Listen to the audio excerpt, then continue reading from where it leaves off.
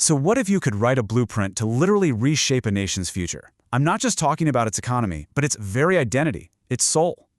Well, today, we're diving into a manifesto that claims to do exactly that. Our starting point is right here, with this book, The Architects of Tomorrow, by Guru Delawar Hussain. And you've got to understand, this isn't being presented as just a book. It's framed as a vision, a whole plan for a revolution for the rejuvenation of Bangladesh. And this blueprint, well, let's just say it is not shy about its ambitions. It's designed to be a direct response to what the author sees as these really deep-rooted challenges holding the nation back, things like poverty, systemic corruption, and social injustice. And the end goal? It's massive. The vision here is to transform Bangladesh into a global powerhouse, putting it on the same level as some of the world's most stable and prosperous nations.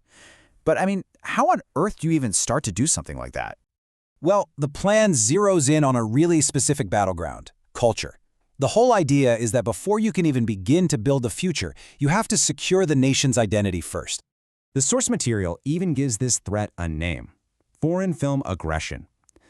The argument is that, in this age of globalization, the constant stream of international media is a direct challenge to the local culture. And this is what's on the line.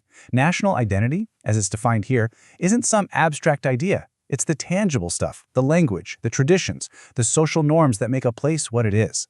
And the fear is that all of this could get eroded over time. This really gets to the core of the conflict. On one side, you have the domestic culture, which reinforces that national identity. But on the other, foreign media is constantly introducing totally different values and lifestyles. The strategy basically says that if the domestic option isn't strong enough, the audience is just going to drift away. It's only natural. So, what's the solution? It's a detailed, actionable strategy called Article-37. It's designed to work kind of like a cinematic shield to protect and promote the country's own culture. The plan even has its own branding, DAFA-37, which stands for Defending National Culture Through Cinema. So this isn't just some dry policy paper, it's being presented as a real movement.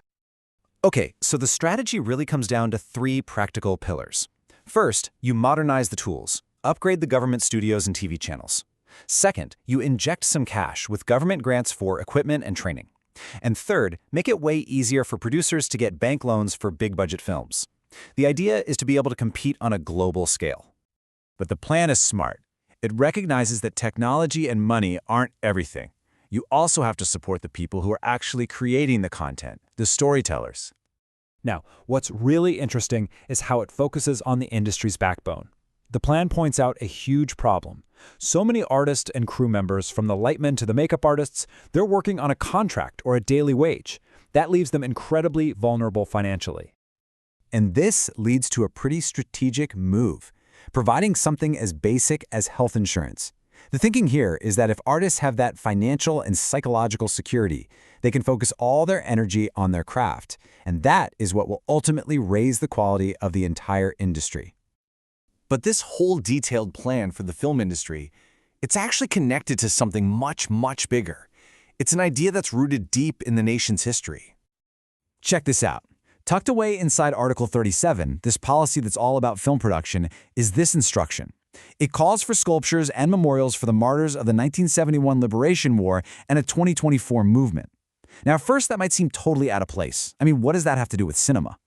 And then you see this. This is the dedication right at the front of the book, The Architects of Tomorrow. It's dedicated to the exact same groups. The policy document and the manifesto's dedication, they're perfect mirror images of each other.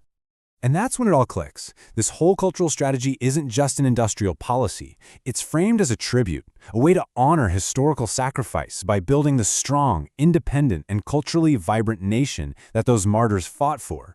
The entire plan is an act of national remembrance and really rejuvenation. Which leaves us with a really powerful final question.